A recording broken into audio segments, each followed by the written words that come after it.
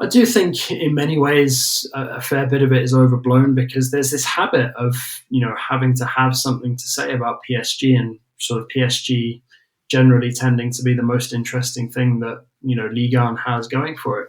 I don't believe that's the case right now, but, it's an old habit, for all the different medias.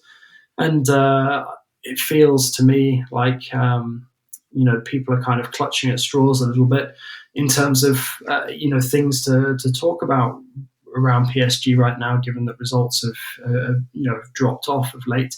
You look at just somebody like Nicolas Anelka just a couple of days ago. I think I read that he said somewhere, basically that the French press were too harsh on PSG when they had the superstar names. The superstar names have gone, and now nobody wants to watch Ligue 1, and that's why it's in such a terrible position for the TV rights. Whether or not Nicolas Anelka is right in what he's saying, that's a completely different debate for another day.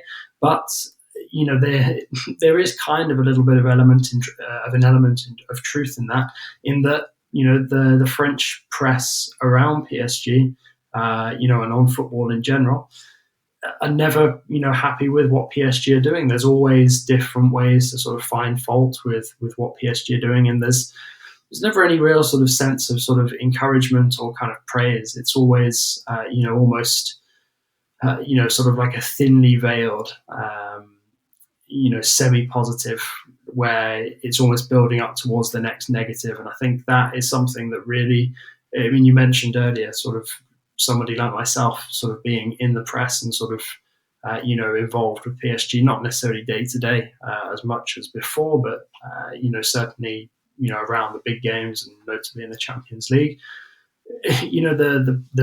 The French press, in particular in Paris, has not really changed. It's always the same kind of topics, the same kind of looking for controversies, the next big piece of drama.